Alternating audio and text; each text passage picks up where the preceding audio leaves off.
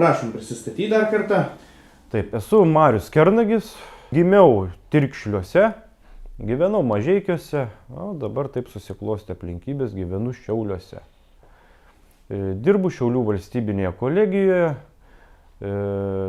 elektros inžinerijos katedros vedėjų ir lektoriumi. Kiek laiko jau dirbate katedros vedėjai? Katedros vedėjų jau dabar bus 7 metai. Kas tai yra katedros vedėjas? Paaiškinkite mūsų mokiniams. Katedros vedėjas tai yra žmogus, kuris organizuoja studijų procesą. Aiškia, nuo pačios programos parengimo iki jos įgyvendinimo, taip galima sakyti. Kodėl pasirinkote studijuoti elektromontuotojo specialybę Mažeikių politechnikos mokykloje? Na, turbūt kaip ir visiems moksleiviams, galvojant apie tolimesnius mokslus, iškyla tokia problema, ką dabar daryti, ką toliau studijuoti, toliau mokytis ir panašiai. Taip, ir aš, sakykime, apsvaršiau, man buvo du variantai po 9 klasės. Vienas variantas tai toliau mokytis viduriniai mokyklai ir kitas variantas ateiti čia į Mažeikių politechnikos mokyklą ir per 4 metus įgyti ir vidurinį išsilavinimą ir įgyti specialybę. Tai aš pasirinkau tą antrą variantą, nes pagalvojau, kad taip aš išnaudosiu ekonomiškiau savo laiką. O ko pats svajojate būti vaikystėje? Ar svajojate visada irgi apie elektrą, apie variklius? Vaikystėje negalėčiau pasakyti, kad turėjau konkrečią svajonę, todėl kad, aišku, kaip ir visi vaikai, vieną dieną jo svajonė vienokia, kitą dieną kitokia, trečią dieną dar kitokia. Bet turėjau tokį polinkį į techniką. Technika, aišku, vaikas tai ką tenai konstruktoriukai ir panašus dalykai. Na, kitas dalykas, aišku, kadangi tėvas užsiėmė konstravimu, įvairiausių, tai ten buvo elektros įrenginių, staklių, buvo tokia kaip ir mėgėjiška aviacija, vėlgi savos konstrukcijos skraidantys aparatai. Tai garažuose praleista, tai nežinau kiek ten laiko dienų ir taip toliau. Tai va, link tos inžinerijos, taip aš turėjau tokį postumį kažkokį. Kada prasidėjo jūsų karjera? Karjera prasidėjo, galima sakyti taip, pabaigęs čia Mažeikių politechnikos mokyklą elektromontuotojos specialybę, stojau, į artimiausią man miestą į Šiaulius, į Šiaulių universiteto elektros inžineriją. Ir ten baigiau bakalaurą. Baigęs bakalaurą, įstojau į energetikos inžinerijos magistrą.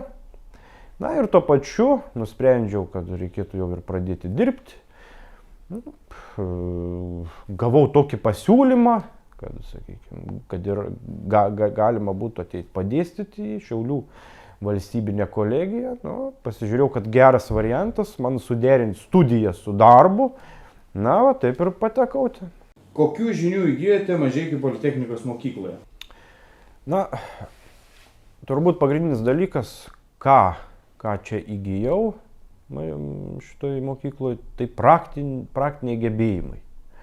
Praktiniai gebėjimai, tai įvairiausių elektrinių schemų jungimai, variklių ir taip toliau, apšvietimo, instaliacijos ir taip toliau. Reiškia, pagrindiniai praktiniai gebėjimai reikalingi elektros inžinieriui ar elektromechanikui. Tai čia turbūt pagrindinis toks dalykas. Kokį papasakotumėte ryškiausią, linksmiausią atsiminimą iš Mažeikių politechnikos mokyklos? Aišku, tų atsiminimų daugybė ir dabar išskirti vieną kokį tai būtų sunku.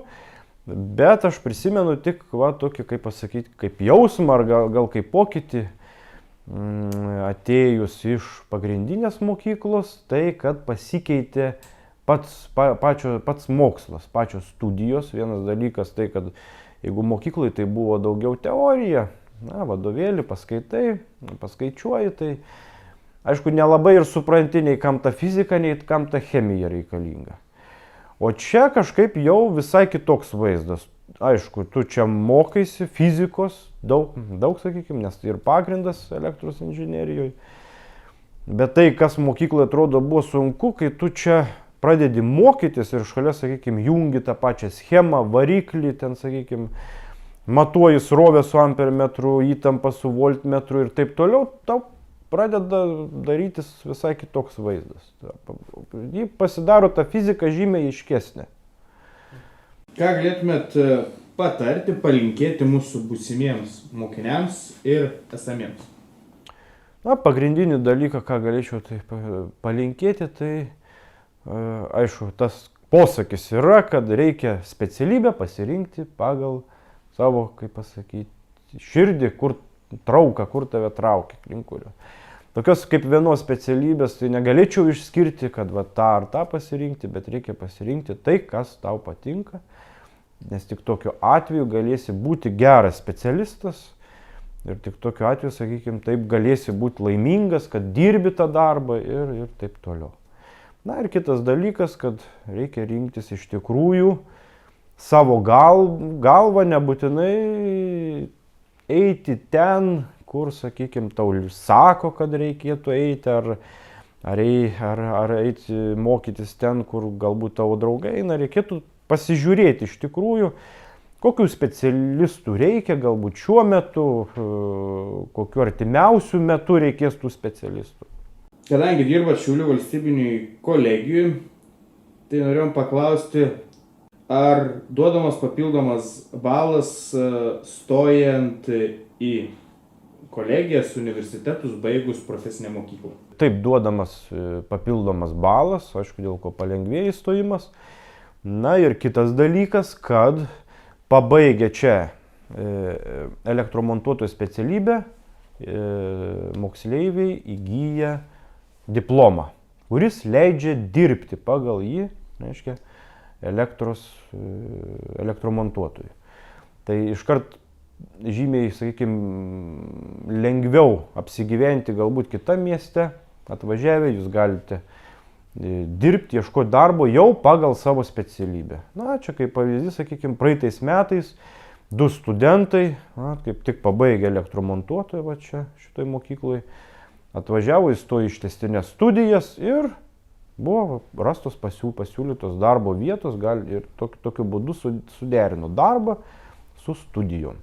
Ar baigus, pavyzdžiui, elektromontuotojo specialybę arba kitas specialybės esančias mūsų mokykloje, jūsų nuomonė, ar gaus mokiniai darbo vietas?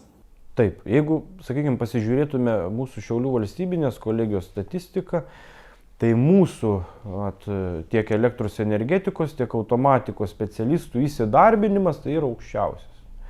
Nes tų specialistų iš tikrųjų reikia ir jų reikia įvairiausiose srityse.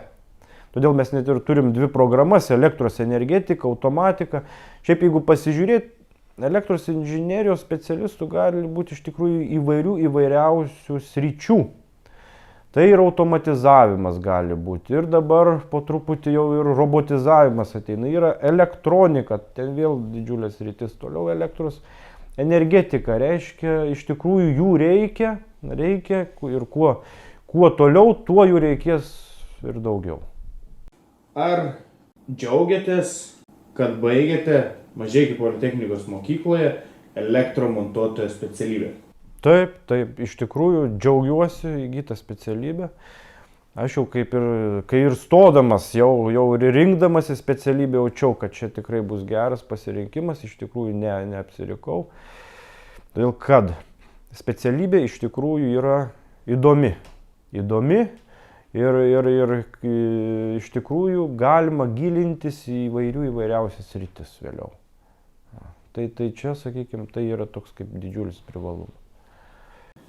Kokį dėstytoją galėtumėt mokytoją išskirti, mokantį pas mus Mažeikių politechnikos mokyklą ir gal norėtumėt perduoti linkėjimus, kaip buvęs mūsų mokinys? Prisimenu mūsų grupės auklėtoją, kuratorius gal dabar vadinasi, nežinau, tai auklėtojas. Taip, tai mūsų grupė buvo ER, prisimenu, 997, taip, Dangiras Gurauskas, tai iš tikrųjų su juo ir dabar dar bendraujame, palaikome ryšį, todėl kad iš tikrųjų dirbam bendrai tose pačiose sferoje ir iš tikrųjų mes, kaip pasakyti, susitinkam dabar jau gan dažnai. Tai gal linkėjimus visiems mūsų dar dirbantiem mokytojams. Taip, tai noriu perduoti linkėjimus visiems savo mokytojams. Visų dabar jau turbūt ir neišvardinsiu, ypač savo grupės kuratoriui, Dangyrui Gurauskui. Na ir visiems kitiem, kurie, kaip pasakyti, iš manęs padarė elektros inžinierių specialistų.